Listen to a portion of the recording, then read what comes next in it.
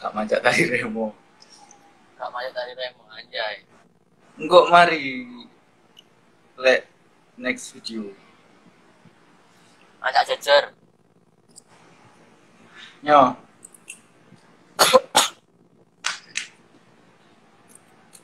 Wih, langsung ngono sing takon, Rek. Apa yang Yes. menjadi motivasi terbesar? Loh, hilang.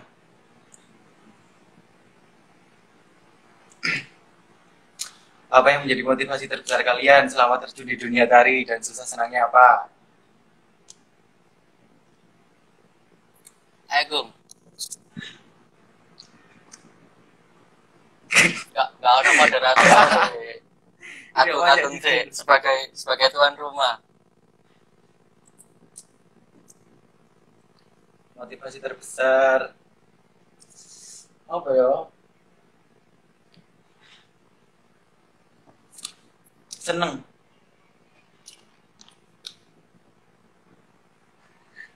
Kayak pertanyaanku guys, sing kenal jawab ya.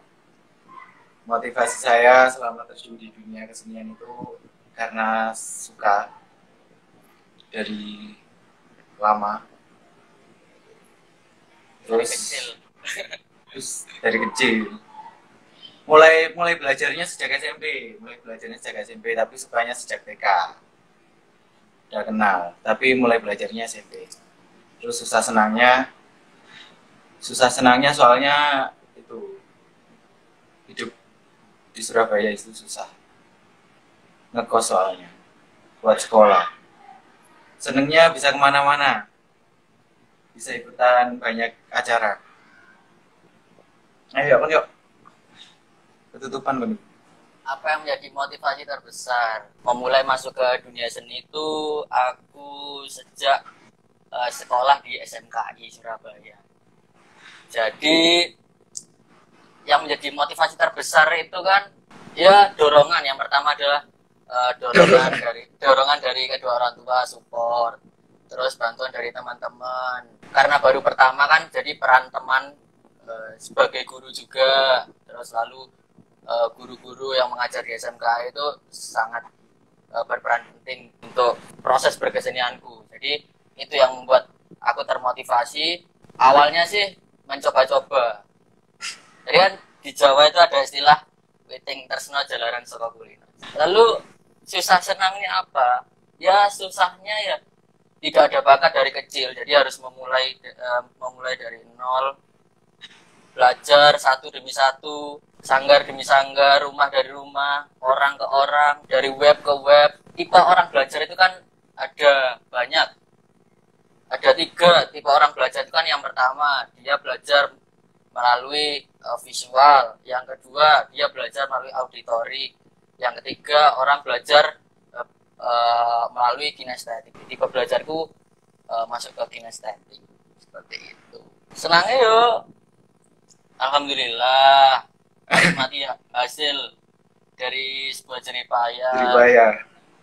Priok ini loh guys, kalian paling tapi banyak yang tahu ya, Priok itu asalnya bukan dari penari tradisional. Jadi dia itu tadi benar banting setir. Usahanya keras buat latihan.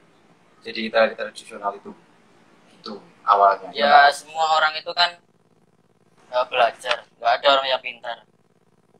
Di belajar itu kan nggak ada batasannya. Di usia berapapun, sampai kapanpun kita sebagai manusia, wis juga terus belajar kan, seperti itu. Dulu SMP aku malah olahraga, basket, futsal, terus basket jurnalis. Tapi ya gak dukur-dukur lebat basket. Bisa main renang. Aku yo jago renang. Terus apa ya? Aku seneng olahraga sih. SMP ku nggak ada sama sekali kepikiran masuk ke seni. Baru SMK masuk SMK itu. Baru terjun mulai dari nol masuk ke seni. Kok tiba-tiba pengen SMK tari yo?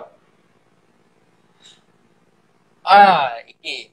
Jadi aku dulu kan SMP kan sembarang ekstrakurikuler kan tak leboni. Termasuk salah satunya kan dance. Nah, dance. Nah, di saat kelas 2 SMP kan aku pertama kali belajar ngedance. terus mulai nyaman di dunia pergerakan, bergerakan dunia menari-nari. Akhirnya yo daripada aku apa yo, aku cari-cari informasi, oh nang Surabaya ono sekolah menari, apa ya sekolah menari. Feelingku ya berhubungan dengan dance, menari-menari kayak ngono. Tahu-tahu kan di dalamnya mempelajari tentang kesenian tradisional, tari-tari tradisional seperti itu. Kemudian kan daftar kan nggak melalui tes bakat dan minat, tapi melalui ini. Iya. Jadi, Terus informasi. Jadi ketika masuk SMK 12 itu, loh kaget seni tari, aku pikirku saya ngedance ternyata seni tari tradisional. Waduh, mau pelajari tari remo sing ngono, tari muangsanga. Kacau wis. Tapi informasi ya buat kalian yang punya adik saudara yang lulusan SMP yang lulus tahun sekarang bisa daftar tes bakat minat di SMK Negeri 12 Surabaya. Sekarang udah dibuka dari mulai Mei kayaknya kemarin. Bisa daftarkan secara online. Kayaknya ngirim video ya, soalnya nggak bisa tes langsung. Yang iki SMK 12 melalui jalur tes bakat udah ditutup, udah pengumuman. Jadi yang mau masuk ke SMK 12 bisa lewat orang dalam PPDB orang dalam PPDB sesuai prosedur. Silahkan daftarkan. Eman bakatnya kalau nggak dipakai. Ya. Kalau nggak diasah. Eman. Ya saranku ya kalian harus mulai mengenali kompetensi kalian, pribadi kalian itu di bidang opo. Jadi jangan sampai salah masuk SMK atau SMA atau kuliah, jangan sampai salah. Jadi alangkah lebih baik kalian itu memilih konsentrasi, memilih jurusan itu sesuai dengan passion kalian. Misalnya passionku kayak nyanyi, suaraku api, aku seneng mendengarkan musik, ya ambil jurusan musik atau yang berhubungan dengan itu. Tapi kalau di SMK 12 tuh nggak melulu jurusan kalian tok yang dipelajarin kok guys. Jadi bisa belajar jurusan yang lain. Kan kita apa yuk sering pokoknya sok belajar lian mana lah. Pelajaran formal seperti matematika, bahasa Indonesia itu tetap. Itu tetap bro. Yang mau tanya tulis nih kolom komentar aja, cek bisa dibahas. Halo, selamat bergabung. Cerita awal mula kenapa bisa jadi senang ke tari. Konseo. Cerita awal mula kenapa bisa jadi senang ke tari. Ya itu tadi, senang itu kan muncul karena keterbiasaan kita. Jadi namanya suka, kita mencintai sesuatu kan tidak bisa karena keterpaksaan, kecuali keterpaksaan itu menjadi sebuah kebiasaan. Ya, enak ya. Menari itu asik, mendengarkan musik, menyelaraskan gerak dengan irama asik. Terus hubungan pertemanan juga baik. Mas Tia sampean komenan deh kolom komentar aja. Soalnya dek gini kok kendukur-dukur terus. Ayo. Ya seperti itu. Awal mula bisa senang ke tari ya karena lingkungan ya. Yang pertama lingkungannya asik, coachnya waktu itu asik, jadi kebawa sampai sekarang jadi suka, enjoy lah, enak, asik kok belajar tari itu. Kalau aku sukanya dari kecil guys. Jadi kalau kecilnya cuman kenal tok. Jadi dulu tuh seneng jaranan Tulungagungan itu loh. Itu main koleksi VCD dulu tuh zamanku VCD. Jadi VCD yang bundar bolong tengah itu tak puterin terus tiap hari dari TK sampai SD, belajar itu terus lihat-lihat toh. Terus beli jaran kepang yang biasanya ada di Suramadu itu loh, yang kecil mini itu kayak gitu. Terus akhirnya mulai belajar nari itu SMP cuman ikutan sanggar sama ekstra. Terus ikutannya cuman coba-coba juga sama. Cuman akhirnya seneng soalnya kalau gerak sama dengerin musik kan pasti enak ya. Jadi seneng. Akhirnya keterusan dipelajari terus seneng sampai sekarang, sampai bisa jadi bakat gitu. Sebelumnya nggak pernah ngerasa kalau punya bakat menari sih.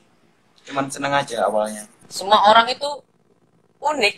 Jadi semua orang itu pasti punya kelebihan masing-masing. Bagaimana kita bisa menganalisa passion kita aja. Jadi saranku dan jangan sampai melacaknya dengan kalian baik ya. salah mengambil jurusan, itulah intinya, jangan sampai salah mengambil jurusan. Terus jangan lupa belajar guys, jangan pengen yang instan. Oh iya, itu yang penting, jangan lupa belajar. Itu yang penting. Biasanya kadang itu orangnya pengennya cepet yang instan, langsung terkenal. Jangan ya. Soro disi. Yang kedua, gitu kok. Nah, kesan pertama saat berproses bersamaku gimana? Pertama nih bangga, soalnya proses pertama itu kalau nggak salah, proses pertama sing berkesan itu pas Kalimantan kalau aku. Jadi gue bangga pertama kali besok proses ke nasional, terus latihan walaupun latihannya keras, tapi ada rasa bangga soalnya pertama kali. Dan aku sendiri kan orang luar kota, apalagi orang luar kotanya dari kampung. Jadi kalau ke kota terus bisa punya pengalaman yang sampai nasional tuh sangat-sangat bangga dan berkesan itu. Terus prosesnya itu keras guys. Jadi dulu itu proses pertama aku tuh dari mulai jam 8 pagi sampai jam 11 malam itu latihan terus tiap hari sampai puasa itu nggak puasa soalnya latihan terus tiap hari. Itu proses yang paling keras yang pertama kali buat gelar koreografi di Kalimantan 2017 itu sangat-sangat berkesan. Awalnya kan nggak kenal, jadi awal dulu berproses dengan Mas Adit ini kan waktu kelas 1 pertama kali itu berproses lomba FTTP Saunggaling. Itu awal mula kan dulu kan ada seleksi itu, seleksi di sekolah. Kayak aku Seleksi. Yang pertama jadi, aku gagal guys itu seleksinya guys. Seleksi. Saya nggak ikutan. Saya itu dulu seleksi. Goblok guys. Penari cowok-cowok seleksi dan alhamdulillah waktu itu pertama kalinya kan waktu kelas 1 SMK itu pertama kali proses menari pertama kali proses karya tari ya. Jadi ya apa ya dikatakan seneng ya ada senengnya, susah ya susah pol karena susah, kita harus menyamakan dengan senior kan, dengan kakak tingkat kita, di mana kita kan posisinya lagi baru terjun ke dunia seni, dan itu kan ya kan bisa bayangkan diri betapa susahnya berproses seperti itu kan, dari menyamakan rasa, menyamakan detail-detail gerak bergerak, merampakkan beberapa penari menjadi satu. Itu susahnya lah. Tapi ya, paling susah. Meskipun nggak dapat juara, tapi bangga lah karena secara pribadi itu kan proses pertamaku.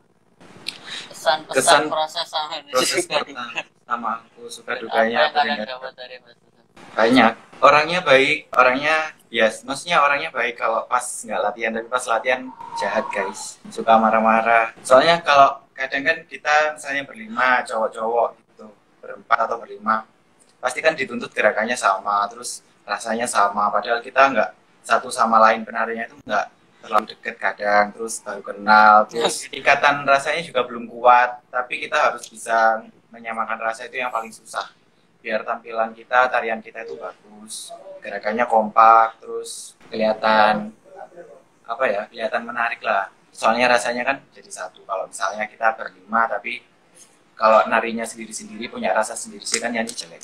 Nah itu yang paling susah kalau pas proses sama Mas Tio ini gitu. Kita sering kena marah soalnya. Tapi yang didapat banyak sih baiknya buat kepenarian, soalnya kita jadi terbiasa gitu loh. Kalau misalkan orang kayak gampang ngeluh gitu kan, berarti belum digenjot gitu loh. Jadi biar pas ketemu hal yang lebih sulit lagi itu nggak gampang ngeluh, tapi bisa dicoba lagi terus gitu, sampai bisa. Kurang lebihnya sama. Banyak sih pelajaran yang dapat diambil, seperti contohnya mengajarkan kita untuk menjadi seorang penari yang baik, bagus, bahwa penari harus memiliki fisik yang kuat, jadi daya tangkap kita harus cepat, daya analisa kita terhadap satu kelompok itu harus bagus. Ini yang paling penting, solidaritas dalam satu kelompok, itu yang paling penting. Jadi kalau tanpa solidaritas, namanya kelompok itu tidak akan berjalan dengan baik, seperti itu. kita itu belajar, kita itu berproses itu kan tidak pilih-pilih dari siapapun. Aku pribadi juga belajar dari teman-temanku. Aku anggap temanku sebagai guru juga karena memiliki ilmu lebih dariku. Jadi belajar ini nggak hanya kepada guru, jadi kepada kakak senior, kepada teman, kepada adik pun bisa kita belajar dari bisa siapapun. Terkadang kan ada satu peristiwa atau satu momen tertentu yang kita belum pernah rasakan, tapi seseorang kan pernah merasakan. Nah, kita bisa memetik, mengambil hikmah dari perjalanan hidup mereka. Contohnya kan seperti itu. Jadi belajar itu dari mana saja. Sejak nari sejak kapan? Sejak SMP kalau aku. Kalau Prionya udah lama. Aku menari dari SMP, kelas 2 SMP itu tapi modern. Kamu ngedance teko SMP lah? SMP. Oh. Aku menari kelas 2 SMP tapi dance. Kelas 2 SMP, kelas 3 SMP lah baru terjun ke kesenian ini, masuk ke SMKI Surabaya, SMK 12 Surabaya ini baru terjun ke seni. Seperti itu. Alisnya sudah nggak pernah dicukur soalnya, sorry ya. Yuk pertanyaan nih, yuk. Mau nanya nih, gimana cara kalian nanggepi perspektif negatif dari orang yang ngomong cowok kok nari? Wah, iki. Kalau aku sendiri itu pasti banyak ya, dari lingkungan keluarga aku sendiri juga sebelumnya nggak mau mendukung kalau aku jadi penari. Soalnya ya itu tadi perspektifnya pasti negatif. Cuman didasari rasa suka kan tadi, jadi kayak semangat terus buat dilatih, buat belajar. Lagi pula kan juga halnya hal positif dan melakukannya juga senang. Jadi ya tetap dilakukan aja. Selagi kita membawanya ke hal yang positif, pasti orang lain pasti melihatnya kan pasti dengan hal yang positif. Kecuali kalau kita membawa hal tersebut ke hal yang negatif, pasti kelihatannya orang pasti negatif. Jadi kalau aku sampai saat ini membawa profesi apa ya, hobiku, bakatku ini ke hal yang positif terus, biar dilihat orang tuh tetap positif, bisa berkembang, bisa dilihat orang tuh bagus, menarik, terus tidak dipandang yang gimana-gimana sama orang. Bukan jadi masalah yang terlalu bermasalah sih, soalnya ketika aku sudah punya pengalaman yang cukup banyak, ya akhirnya ya diakuin orang. Sampai sekarang kan aku juga disupport sama keluarga, teman dekat, dan semua orang juga banyak yang support. Jadi pokoknya intinya semua hal kalau dilakukan dengan hal yang positif dan dengan tujuan yang positif pasti dapat anggapan positif dan pandangan yang positif juga untuk semua orang gitu. Ya.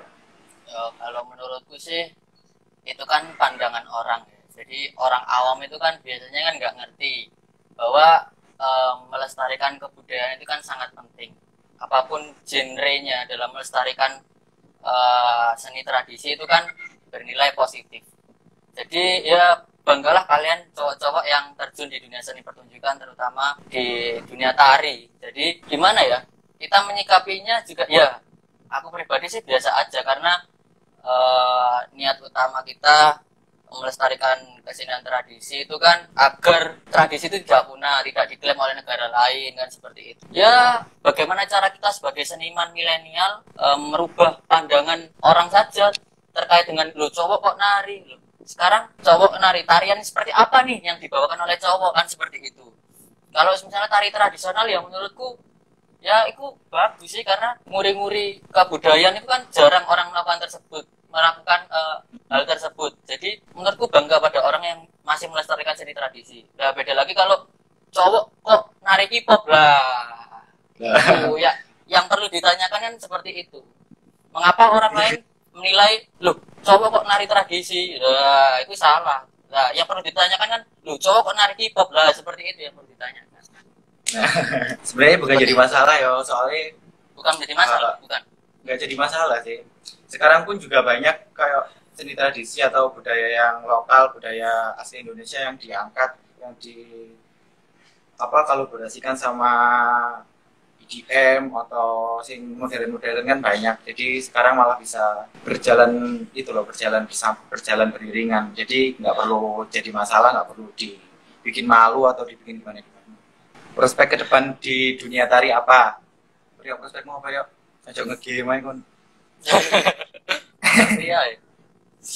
Jadi gini, kita ketahui bersama ya bahwa seni tradisi ini kan awalnya. Jadi kita ngomongin framing terhadap aktivitas seni tradisi. Framing itu adalah istilah membingkai sebuah peristiwa, guys.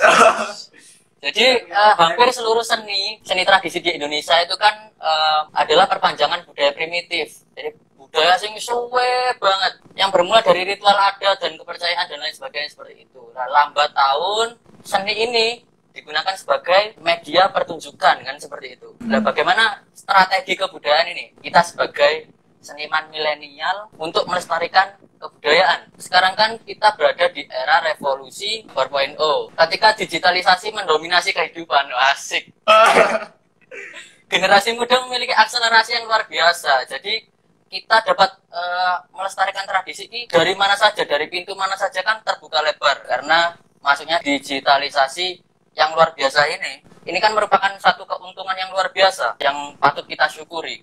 Jadi diperlukan sikap cerdas para seniman agar generasi muda ini bisa menemukan nilai-nilai penting arti melestarikan budaya. Jadi bahwa melestarikan budaya tidak hanya kita mempertunjukkan ini hasil aku nguri-nguri kebudayaan, tapi kita menanamkan nilai-nilai positif di dalamnya. Ada nilai sosial, ada nilai spiritual, dan lain sebagainya yang meliputi di dalamnya. Jadi itu sih saranku, timbul generasi milenial yang memiliki karakter yang baik, karakter yang budiman. Yang pertama, yang paling penting ini adalah milenial yang sopan santun. Nah itu. Soalnya kalau seni kan tentang keindahan, jadi melakukannya dengan hati yang indah. Jadi kita harus melakukannya harus dengan indah. Itu. Sopan santun itu yang paling penting karena kan di era sekarang kan tuh nilai-nilai kesopanan tuh mulai luntur dan itu harus kita bangun bersama. Kita menanamkan nilai kesopanan itu mulai dari lingkungan keluarga dulu, lingkungan sosial. Nah, ini ada apa nih? Etika sopan. Ya, Mas. Iya, bener banget. Etika sopan santun biar gini loh, kadang kan orang itu meninggalkan etika kayak gitu. Nah, tapi pengennya dihargai lah, biar kita tetap dihargai sama orang, dianggap baik, bagus ya. Kayak tadi yang pertanyaan sebelumnya kan, kalau katanya tadi perspektifnya negatif kalau kenali cowok. Nah, biar dihargai kita ya harus punya etika yang baik biar bisa dihargai, lalu baik juga. Itu pernah merasa insecure enggak ketika menjadi seniman tradisi, bahkan ketika apalagi penari putra? Insecure-nya enggak, soalnya sampai saat ini untuk relasi teman sama lingkungannya juga masih mendukung. Jadi kalau insecure masih enggak sama sekali. Kecuali kalau relasinya udah beda, terus lingkungannya udah beda, mungkin ya bisa jadi insecure. Tapi kalau masih tetap pada lingkungan yang mendukung, terus teman-teman yang dukung, relasinya juga masih tetap dalam dunia seni, nggak ada insecure sama sekali. Yang susah itu merubah pandangan masyarakat ya, bukan masyarakat tapi merubah pandangan orang terhadap seni ya. Kalian seperti tahu sendiri lah ya. Seni di lingkungan masyarakat itu kan perspektifnya kan beda-beda. Ada orang mandang seperti ini, ada orang mandang seperti ini ya. Bagaimana cara kita sebagai seniman milenial merubah pandangan seseorang itu? Iya, bener. Sing takut-takut deh gini. Sukses selalu. Terima kasih. Mas Alif, teko Malang, nyampe Malang rek. Buat kalian yang cowok atau yang cewek yang masih suka seni tapi masih ragu-ragu buat mau ngembangin atau sekolah di sekolah yang khusus seni, baik kenali diri sendiri dulu. Terus ketika kalian memang benar-benar passion dalam dunia seni, bisa dikembangkan, bisa diasah biar bakat kalian semakin berkembang dan bisa menghasilkan banyak sekali pengalaman, prestasi, dan networking yang bagus, yang banyak, bisa kenal orang yang besar, bisa mencuri ilmunya, bisa melihat habit yang dilakukannya, biar bisa kita lakukan untuk kedepannya biar bisa lebih baik lagi. Buat teman-teman yang mau mengambil jurusan, karena ini kan ngomongin tentang pengalaman, jadi agar kalian yang lagi nonton ini, yang lagi milih jurusan, nggak salah pilih untuk kedepannya. Jadi pilihlah jurusan yang sesuai dengan passion kalian. Jangan karena keterpaksaan. Ya memang ada banyak seniman sukses yang awalnya dari keterpaksaan, dan itu kan alangkah lebih baiknya apabila kalian memilih jurusan sesuai dengan passion kalian. Jadi kalian tidak terlalu susah memulai dari nol lagi. Jadi kalian tinggal melanjutkan. Itu yang baik menurutku sih. Iya. Jadi melakukannya sesuai passion kalian. Ikhlas, belajarnya semangat, berangkat sekolahnya semangat karena didasari rasa senang, passion. Jadi kalian nggak bakal nyanyain sekolahnya. Tuh. Terus sekolah SMKI Surabaya. Banyak bisa punya pengalaman banyak pokoknya di sana. Jadi buat kalian yang punya bakat seni, cepat jangan disia-siakan pokoknya. Sayang. Mugi ada event ngumpulin penari cowok sak Jawa Timur terus nari bareng di hari tari. Amin. Semoga ada ya. Amin. Semoga pandemi ini cepat selesai, kita bisa terus beraktivitas kembali, menari kembali, bisa berekspresi kembali. Semoga ada video kembali. Dadah.